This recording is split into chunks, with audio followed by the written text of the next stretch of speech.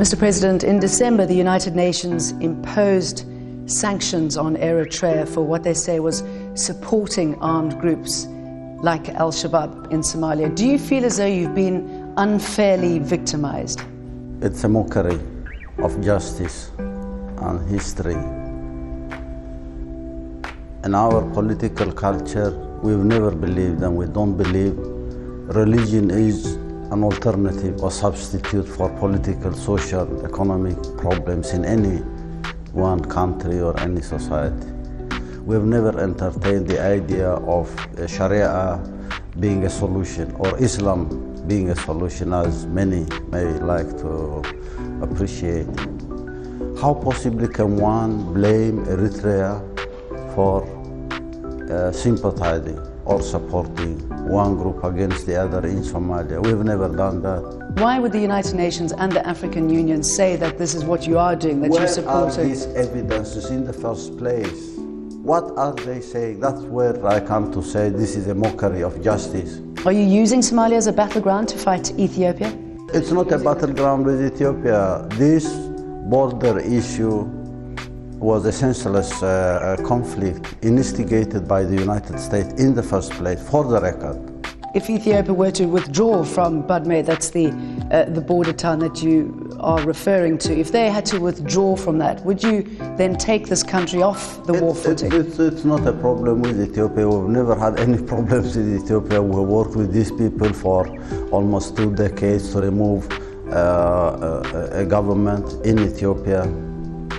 And we wanted to see a relationship between Eritrea and Ethiopia based on mutual respect and commonality of interest. And we worked for decades for that. And now we're talking about a misguided policy of the United States that wants to create crisis here, political problems here and there, and micromanage those problems. All those allegations leveled against Eritrea about being one of the main backers behind destabilizing this region, destabilizing the Horn of Africa.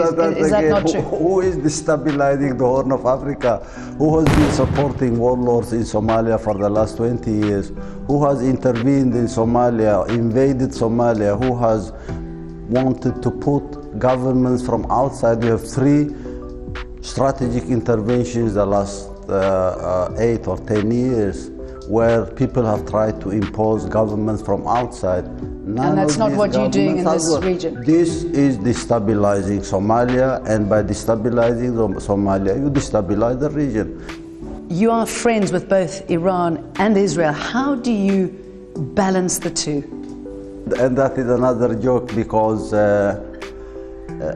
why would the United States impose arms embargo on Eritrea, a small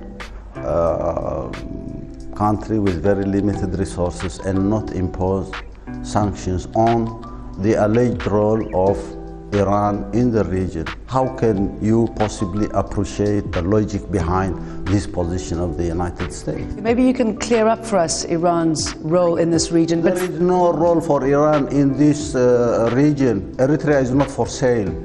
Eritrea is not for sale. Okay, let's talk about the people who live in this country. If I can just quote these to you, the United Nations stats estimate that almost 63,000 Eritreans applied for asylum last year alone, and that 1,800 cross over every month into Sudan. Why are they leaving the country? These are lies. These are your lies.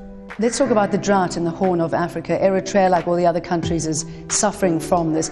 And yet you are reluctant to let aid workers into your country. What is the justification for that? When we have enough food, why do we need someone to feed us? Because 2/3 of your population are starving. Why do people want to spoon feed us when we have enough food? But then how come 2/3 of the population are not getting that food? I mean, then again, how can you possibly imagine and say, I am hungry when I'm not hungry? Why do you want to believe that? You promised Eritreans political reform. There are no political parties other than your own. I do not promise. There is not promise anyone. I do not promise anyone. It's like a very wealthy person who controls everything and promises people that is going to tip them today, tip them tomorrow, tip them next day. We never do promises. The people here don't you promised democracy? No one here promises anybody anything. You can't even... There is nothing, there is no commodity called democracy.